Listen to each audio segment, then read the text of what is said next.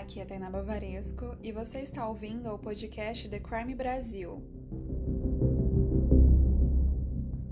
Oi, gente, tudo bem?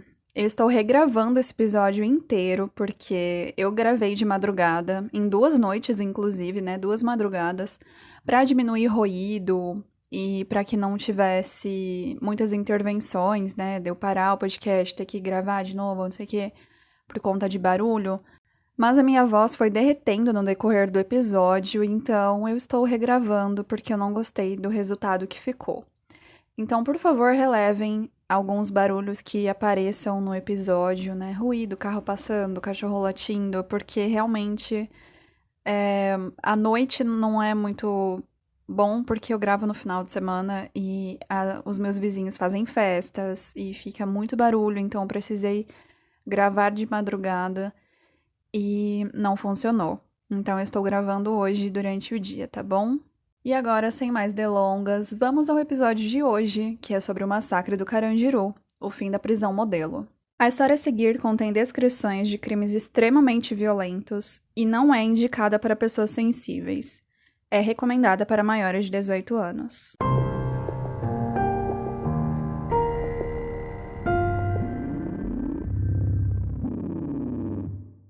No dia 2 de outubro de 1992, os detentos do pavilhão 9 do Complexo do Carandiru comemoravam a final do campeonato de futebol interno da unidade prisional.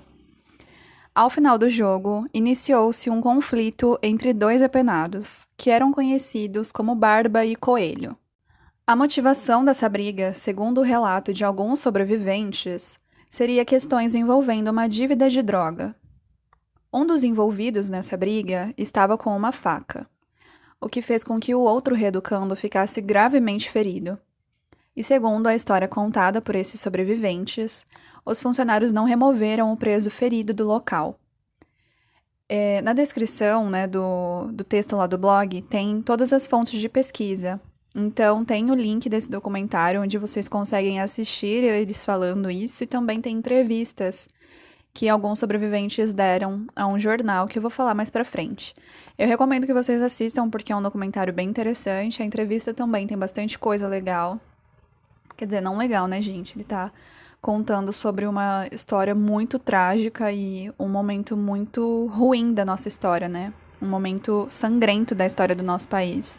Então é óbvio que não é legal, mas como esse é um podcast de true crime e ciências criminais, é interessante que vocês assistam, eu recomendo bastante. Se vocês gostam do The Crime Brasil, não se esqueçam de se tornar membro assinando o The Crime Club. Eu vou deixar as informações na descrição.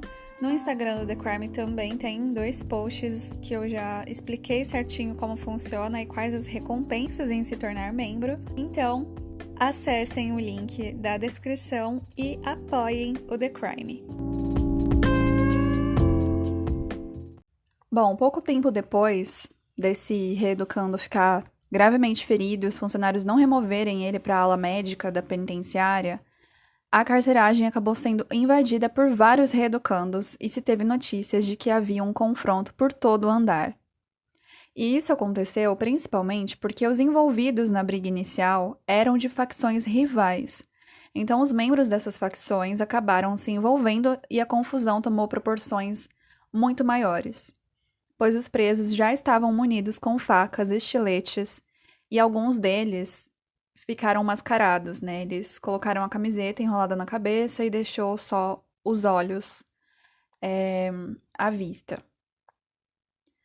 O fato desses agentes não terem removido o reeducando gravemente ferido da carceragem fez com que outros detentos se revoltassem com essa atitude, e a briga generalizada entre as facções, somada a essa revolta pelo descaso com a vida, né, daquele preso, fez com que a cadeia virasse. E para quem não sabe, esse termo "a cadeia virou" é uma gíria usada por presos, que significa dizer que estava começando, né, uma rebelião, que estava acontecendo uma rebelião lá no presídio. De acordo com as informações coletadas no documentário Sobreviventes, a história depois do Carandiru, que é esse documentário, né, que eu falei pra vocês, que tá lá na descrição do post do blog, A polícia militar e as tropas de choque invadiram o pavilhão 9 às 4 da tarde daquele dia 2 de outubro de 1992. A invasão teria acontecido em razão de um incêndio iniciado na cozinha. Nas reportagens da época foram noticiados que a polícia estava fortemente armada, mas que, segundo o coronel Biratã, que era o comandante da operação, o motivo da entrada da polícia era para acalmar a rebelião. Porém, pelo menos 111 detentos foram executados naquele dia. Um dos sobreviventes relata que quando a polícia invadiu o pavilhão, houve uma certa resistência por parte dos presos. Ele fala isso no documentário, tá, gente? Ele diz que não foi uma resistência armada, pois eles não tinham arma de fogo e, portanto, essa resistência não havia durado muito tempo. Ele também relata nesse documentário que os presos fizeram barricadas e coquetéis Molotov, que é uma arma química incendiária geralmente utilizada em protestos, guerrilhas urbanas e também nas rebeliões em presídios. De acordo com esse sobrevivente, esse modelo de resistência era o padrão de comportamento dos detentos em rebeliões no Carandiru. Inclusive, no episódio anterior, né, eu e as meninas do Penal em Tempo falamos para vocês que desde 1940 o Carandiru passou a ser uma unidade prisional superlotada e que ficou conhecida não mais por ser uma penitenciária modelo, né, mas sim por suas rebeliões violentas que aconteciam com certa frequência. Então, de fato, parece que esse comportamento aí devia ser realmente um padrão, mas não tem como a gente confirmar isso, né? Após essa resistência inicial, os presos se entregaram e jogaram suas facas e estiletes no chão como sinal de rendição. Um outro sobrevivente conta que, nesse momento, alguns presos do primeiro andar gritavam que os policiais estavam atirando. Mas, segundo ele, os detentos dos andares de cima acreditavam que as balas utilizadas pela polícia eram as balas de borracha. Como já era de costume nas rebeliões do Carandiru, a polícia utilizava balas de borracha para contenção de preso. Mas um desses presos do primeiro andar conseguiu subir para os demais do pavilhão e ele afirmou que a polícia estava matando as pessoas. Um outro sobrevivente disse que estava no terceiro andar, correndo, na tentativa de fugir da polícia, quando foi atingido 2 vezes por tiros de armas de fogo. Um desses tiros atingiu a sua perna e ele caiu. Ele afirmou no documentário que o terceiro andar foi o andar com o maior número de vítimas fatais. Essa informação ela contraria algumas imagens que eu encontrei na pesquisa falando que o primeiro andar foi o andar que mais teve vítimas, né? Mas como ele afirmou isso no documentário e ele estava lá, talvez isso seja o correto, né? Porque mais pra frente vocês vão ver que a cena do crime foi modificada pela polícia, então não tem como a gente afirmar quantas pessoas morreram, né, com precisão, com certeza, em cada andar. Sidney Salles, um dos sobreviventes que mais deu entrevistas sobre o massacre e que perdeu os movimentos das pernas após esse dia, conta que correu para sua cela no 5º andar para pegar uma carta enviada por sua mãe. Ela havia escrito o Salmo 91 da Bíblia, que dizia: Não terás medo do terror de noite, nem da seta que voa de dia, nem da peste que anda na escuridão, e nem da mortandade que assola ao meio-dia. 1000 cairão ao teu lado e 10.000 à tua direita, mas não chegará a ti. Sidney disse em entrevista ao El País que ele não era religioso, mas que naquele momento só queria pegar a carta de sua mãe. Ele também relata que, à medida em que a tropa ia subindo de andar, os presos iam fugindo para o 5º, que era o último do pavilhão. Como eles não tinham mais para onde ir, eles acabaram se trancando em uma cela.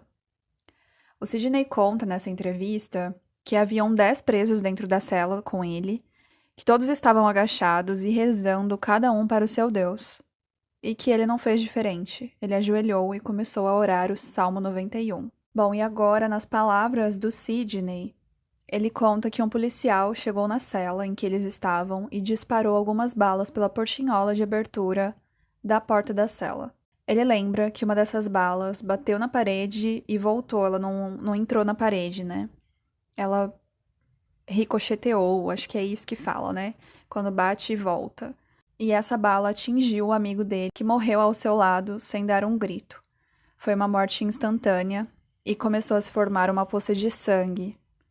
Ele lembra que, a partir desse momento, veio um pânico total. O policial pergunta quantos detentos estavam nas celas, mas todos estavam muito assustados, então eles ficaram quietos. Então o policial disse novamente, pergunta, né, quantos presos tinha na cela e disse que se ninguém falasse nada, ele ia atirar de novo. E aí então Sidney grita que eles eram em 10 lá dentro. Após o Sidney informar o número de presos na cela, o policial deu a ordem para que todos se despissem e fossem para a galeria.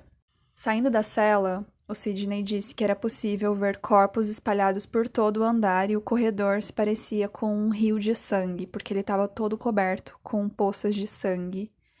E ele falou que foi uma cena terrível, que ele teve pesadelos por anos, mas que hoje em dia, né, na época da entrevista, era mais tranquilo lidar com tudo isso. Gente, inclusive lá no blog tem imagens de tudo isso que eu tô relatando pra vocês, tá? Lá no texto, conforme eu vou contando essas coisas e relatando lá, né, tem as imagens embaixo pra ilustrar. Então, essa parte do corredor eu coloquei a imagem e é realmente muito bizarro. É horrível de ver. Então, eu coloco na descrição de gatilhos lá no post do blog que tem imagens perturbadoras e de fato elas são. Então, se vocês tiverem curiosidade, no blog tem essas imagens, tá? Para vocês verem.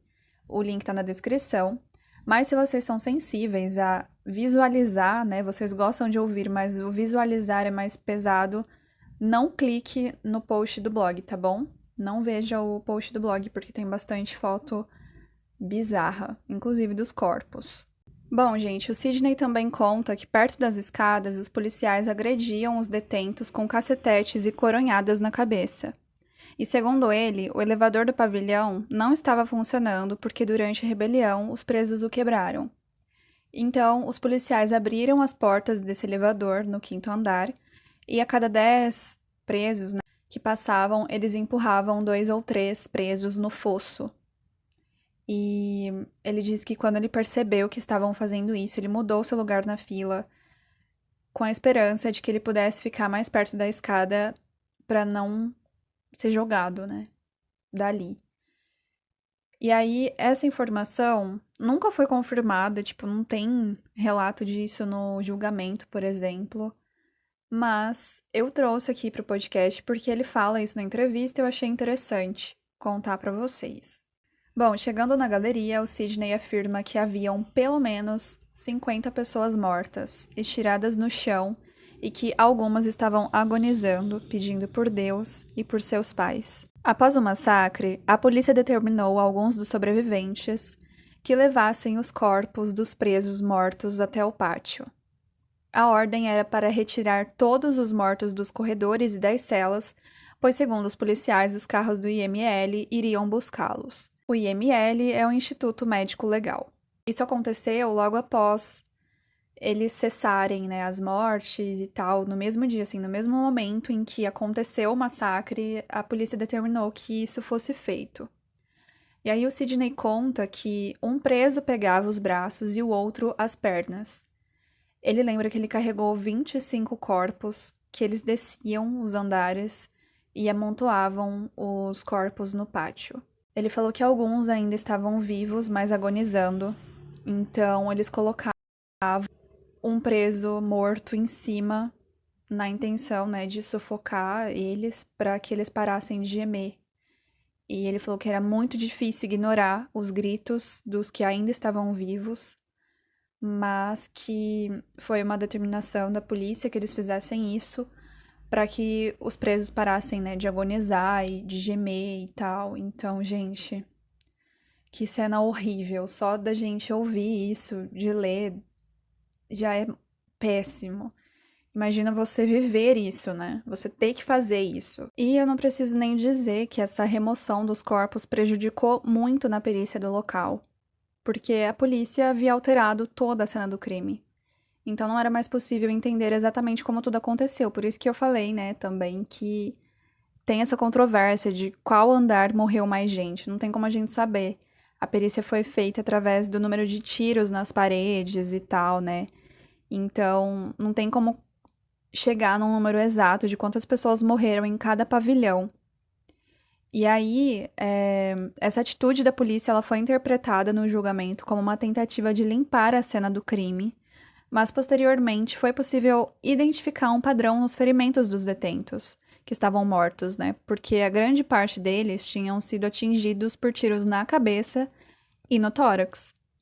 E esses ferimentos claramente não apresentam uma aparência de ferimento de contenção, e sim de execução, né? Tiro na cabeça e no tórax, é óbvio que você quer matar a pessoa e não conter alguma atitude perigosa que ela possa vir a tomar, né? Que ela esteja fazendo.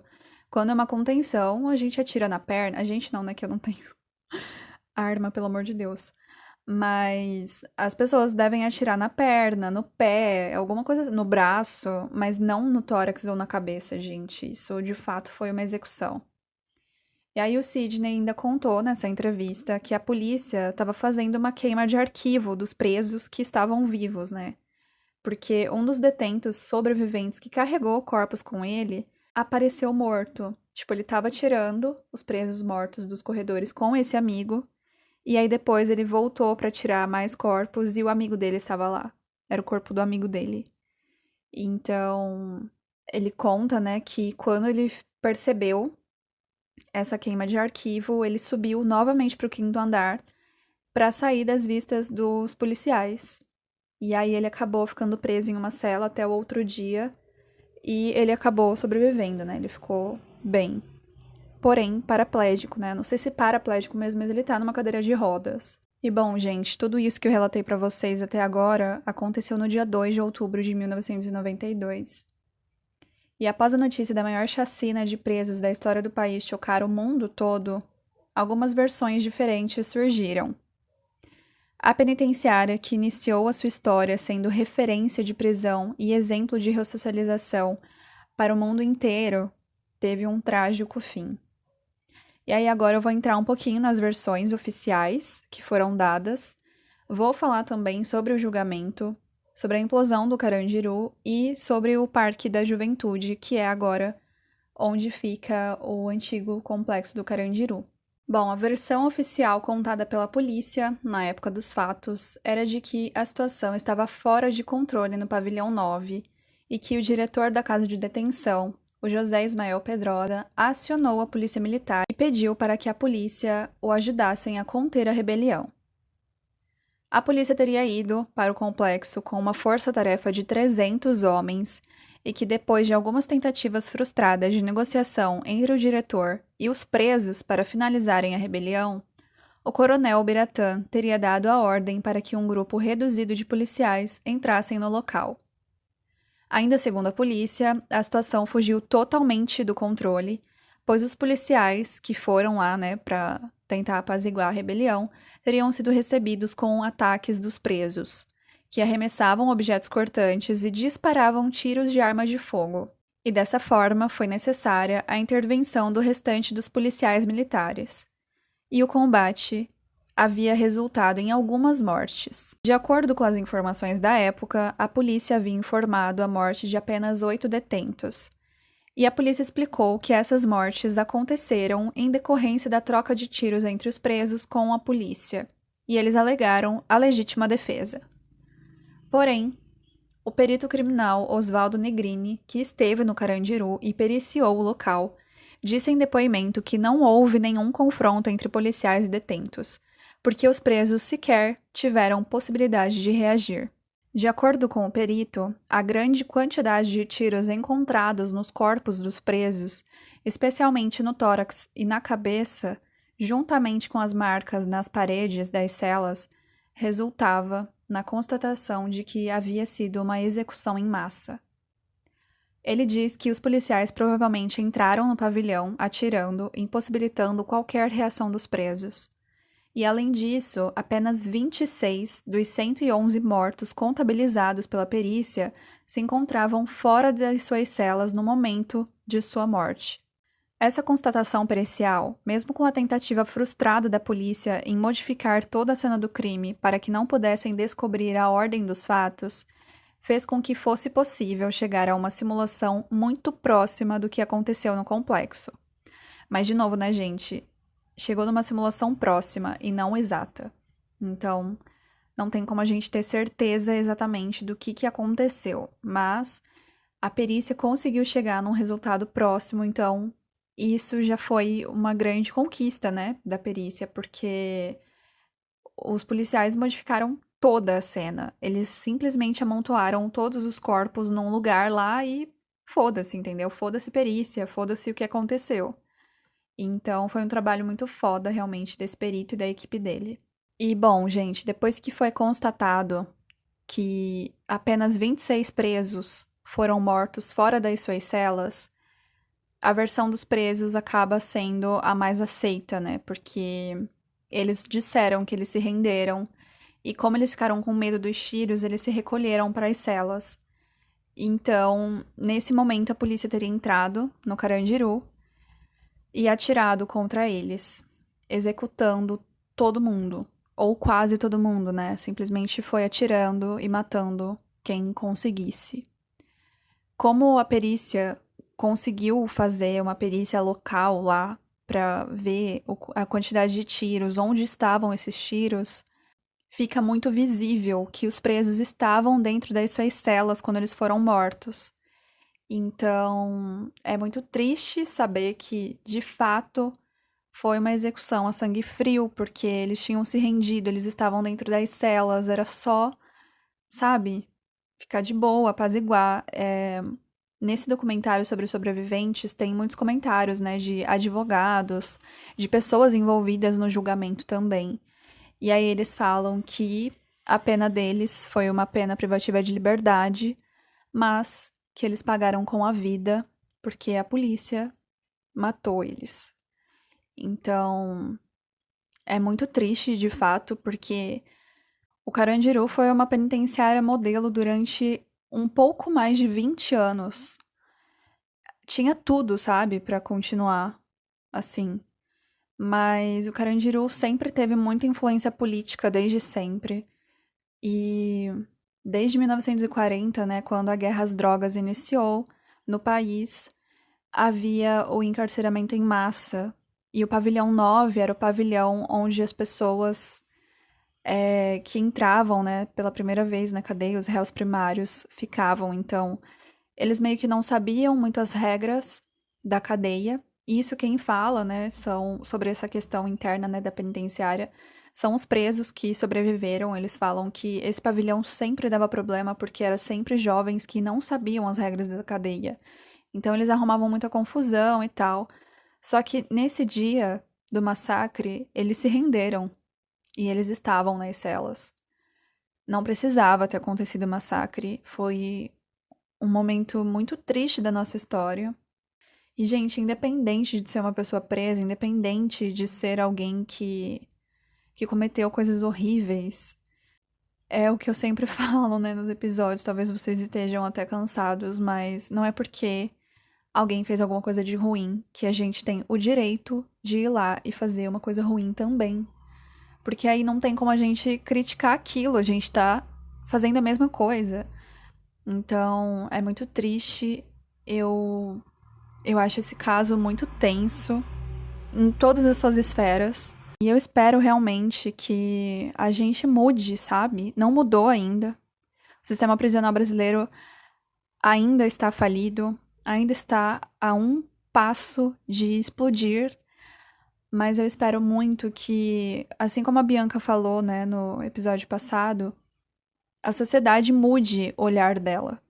Porque a partir do momento em que a gente ter movimentos sociais de iniciativa social para modificar o sistema carcerário, acho que a gente vai conseguir ter uma real melhora no sistema. Precisa partir da população. Não tem como a gente esperar que o poder público, que o Estado faça de bom grado. A gente tem histórias tristes no decorrer de todos os anos da nossa história do país, da história do cárcere, A prisão, ela sempre está a um passo de explodir, de acontecer uma coisa horrível. Então, não é a melhor resposta para crimes. A gente ainda não sabe qual é a melhor, mas a gente precisa buscar. E isso só vai acontecer quando as pessoas se interessarem por essa questão. Quando as pessoas entenderem que a questão de dar uma melhor condição de cumprimento de pena é dar uma melhor condição para que essa pessoa de fato se ressocialize e para que ela seja melhor para a sociedade.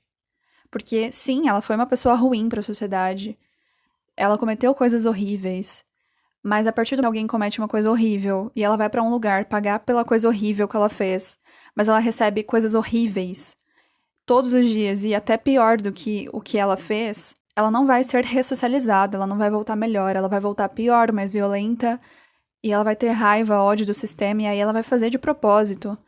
Até porque, né, os egressos, como eu falei no episódio passado, eles não têm possibilidade aqui fora de ressocialização, porque as empresas não dão oportunidade de emprego, as pessoas não acreditam nessas pessoas.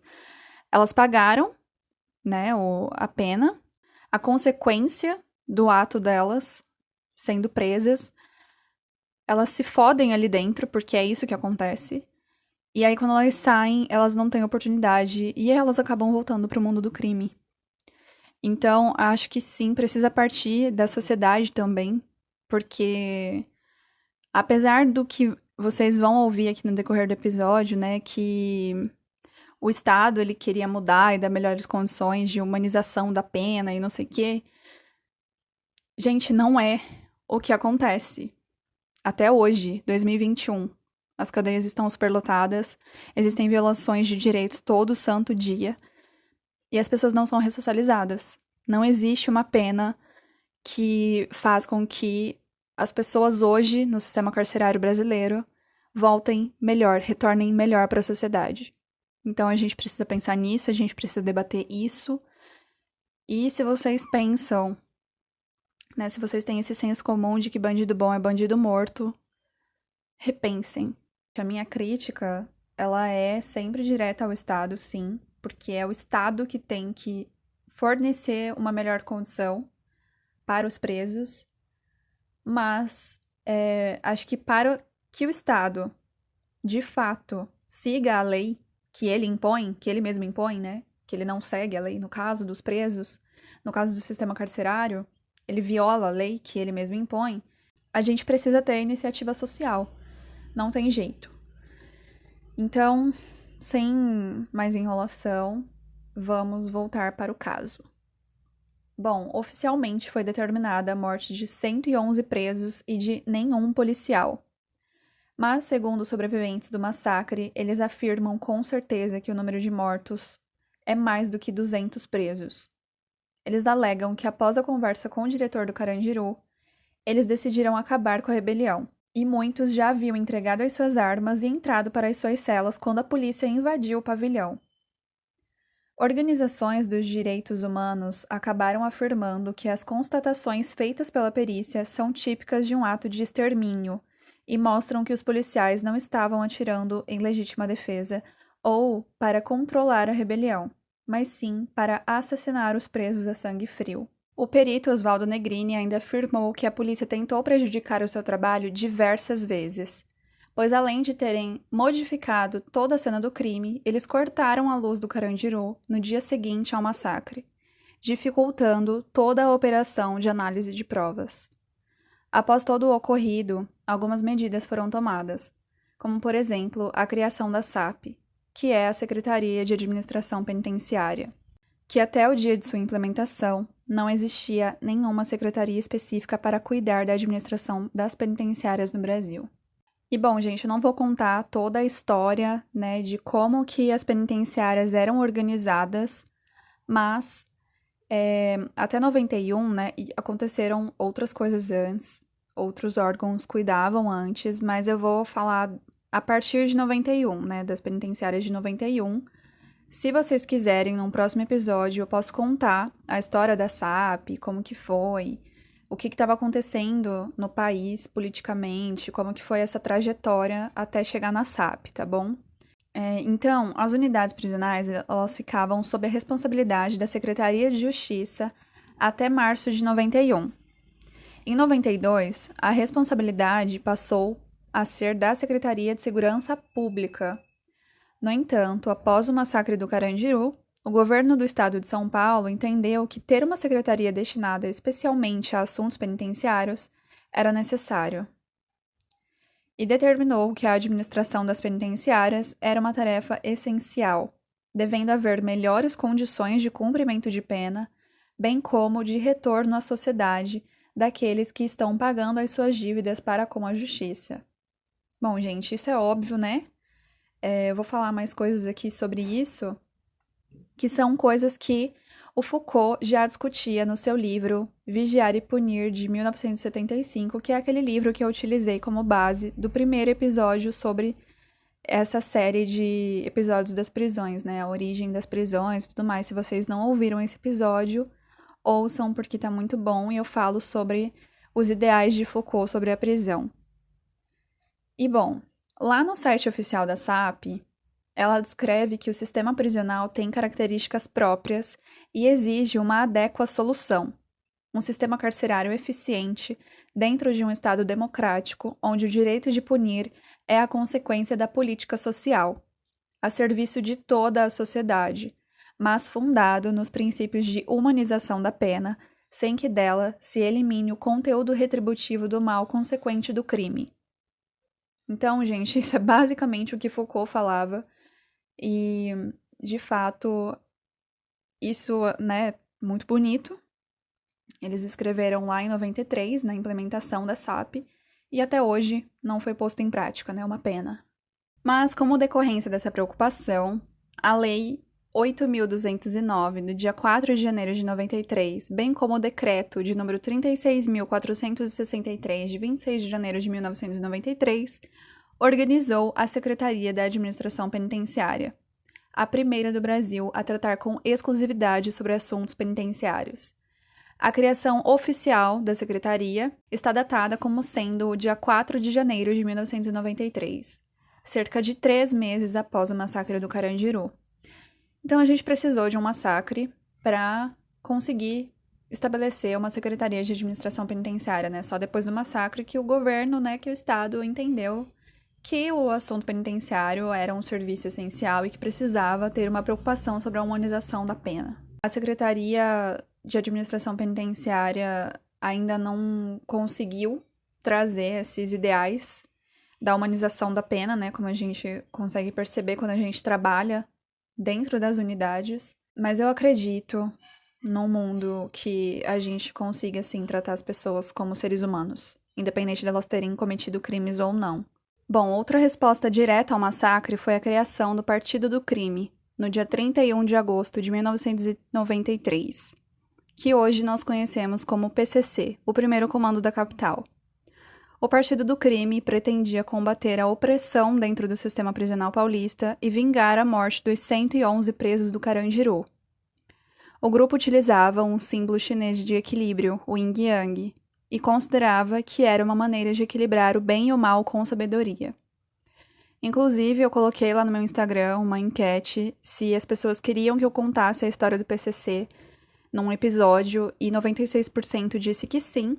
Então, os membros vão decidir se eles querem esse caso para a semana que vem ou um caso sobre serial killer ou outros crimes. Se vocês quiserem decidir casos também, escolher os casos, se tornem membro. Eu vou gostar muito que vocês assinem o The Crime Club e eu acho que vocês também, porque tem várias recompensas bem legais. Uma delas é a possibilidade de vocês escolherem os casos que vão vir pra cá, tá bom? E bom, no dia 8 de março de 1993, o Ministério Público denunciou 120 policiais militares por homicídio, tentativa de assassinato e lesão corporal de 111 detentos da casa de detenção do Complexo do Carandiru. E, gente, para quem não é do direito, quando a gente fala que o Ministério Público denunciou, não significa dizer que ele foi lá na delegacia e registrou um boletim de ocorrência contra os policiais, não. Significa dizer que acabou a investigação, né, o inquérito policial ele foi concluído e o Ministério Público, de acordo com as provas que foram levantadas durante o inquérito, vai processar esses policiais. E para processar essas pessoas, ele precisa iniciar uma ação penal, né, um processo penal, que a gente chama de processo de conhecimento, que vai averiguar se realmente ocorreu um crime ou não, né? A gente chama de processo de conhecimento porque é o conhecimento de um crime. As pessoas vão começar a conhecer um crime, vai analisar tudo, enfim. Então, o nome dessa peça inicial, né, para começar o processo penal, quando o Ministério Público é o titular da ação penal, se chama denúncia. Então, o Ministério Público vai apresentar a denúncia e o processo penal vai começar a partir daí. O Ministério Público é sempre o titular da ação quando a ação penal é uma ação penal pública, condicionada ou incondicionada. E quando é uma ação penal privada, a peça inicial desse processo penal é a queixa-crime, tá bom? E aí precisa de um advogado particular entrar com a ação. Normalmente isso acontece nos crimes contra a honra, né? Injúria, difamação, calúnia, enfim.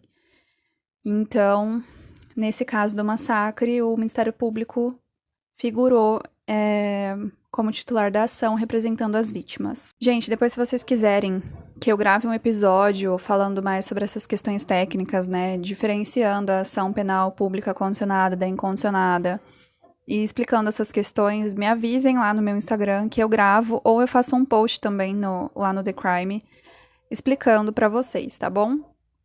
Mas bom, continuando aqui. Em 1998, cerca de 85 policiais haviam se tornado réus no procedimento do júri que julgou o massacre do Carandiru. Dentre eles, o coronel Biratã, que determinou a invasão da polícia e era o comandante da operação no dia do massacre. Em junho de 2001, o coronel Biratã foi condenado a 623 anos de prisão pelo assassinato de 102 presos e a sua pena foi determinada da seguinte forma: 6 anos para cada homicídio e 20 anos por 5 tentativas de homicídio.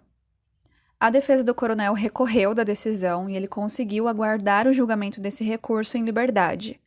No ano seguinte, em 2002, ele foi eleito deputado estadual de São Paulo. No dia 15 de fevereiro de 2016, o Tribunal de Justiça de São Paulo absolveu o coronel de todas as acusações. A decisão causou grande indignação em grupos especializados em direitos humanos e juristas do país, e a decisão foi considerada um retrocesso na justiça brasileira. Além disso, né, houve uma indignação também por parte de pessoas ligadas às famílias das vítimas, né, e, enfim, a gente não sabe exatamente quem fez isso, mas no dia 10 de setembro de 2006, o coronel foi assassinado com um tiro no abdômen e no muro do seu condomínio a frase "aqui se faz, aqui se paga" foi escrita, né, pichada. Então esse ato foi considerado uma vingança pelo massacre do Carandiru e pelo sentimento de impunidade que a absolvição do coronel causou nas pessoas.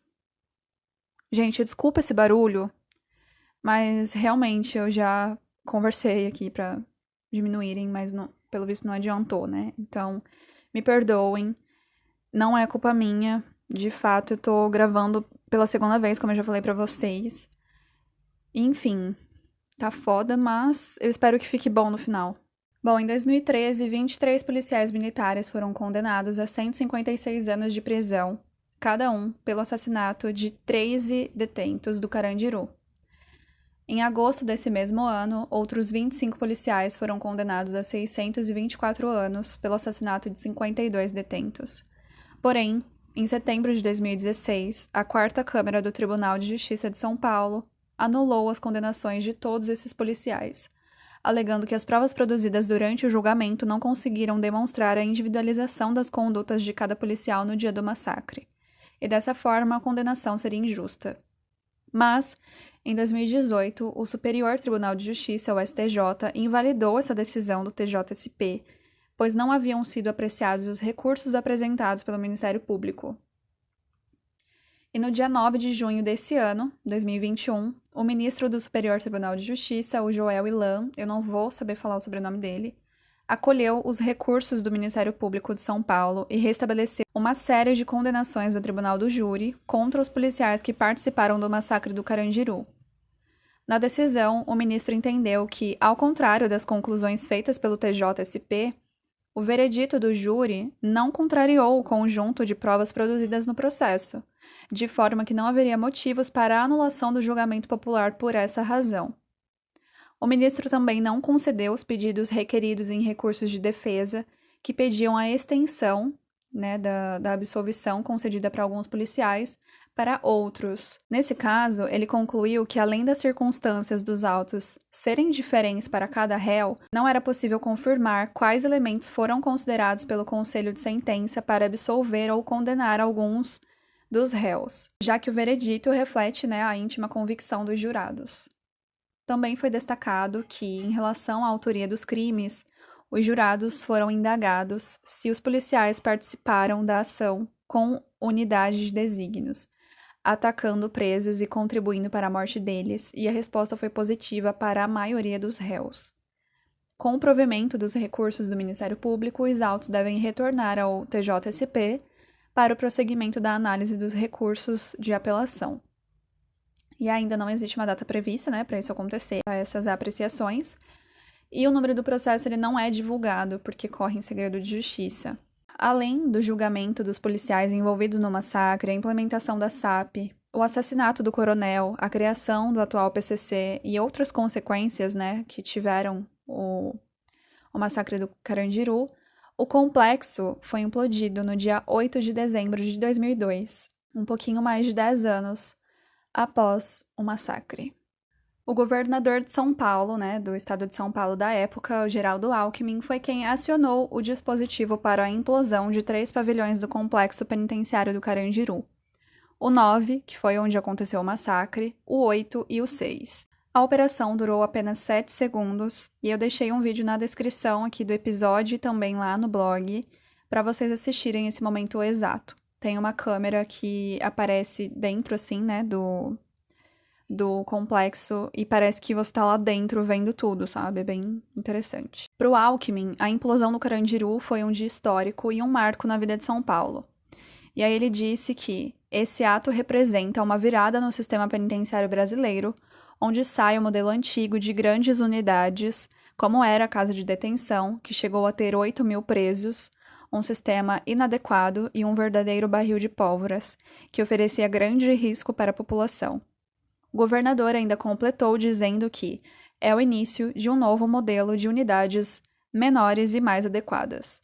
E bom, gente, de fato, a gente tem unidades menores que o Carandiru, com menos presos, mas que continuam com as mesmas questões de superlotação, de violações de direitos e tudo isso que a gente já discutiu nos últimos episódios, né? Inclusive nesse.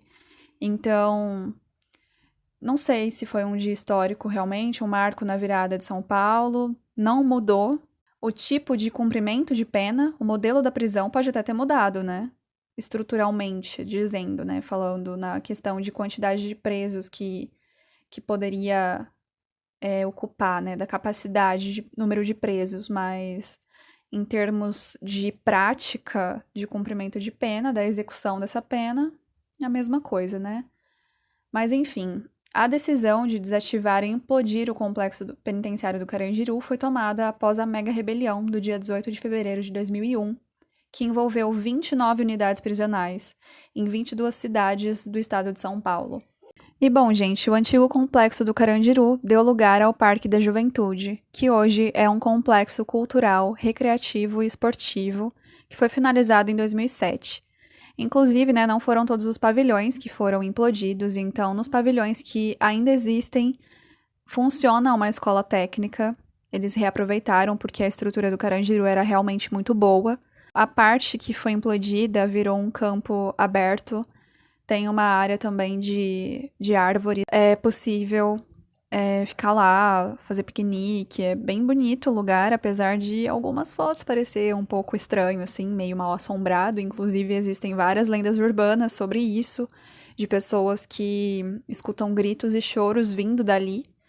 E tem realmente essa lenda, né, de que as pessoas que foram assassinadas no Carandiru amaldiçoaram o lugar e ele é mal assombrado. Então, não sei se é real, Mas fica essa curiosidade aí pra vocês, pra gente finalizar o episódio de hoje. E essa foi a história do massacre do Carandiru e o fim da prisão modelo.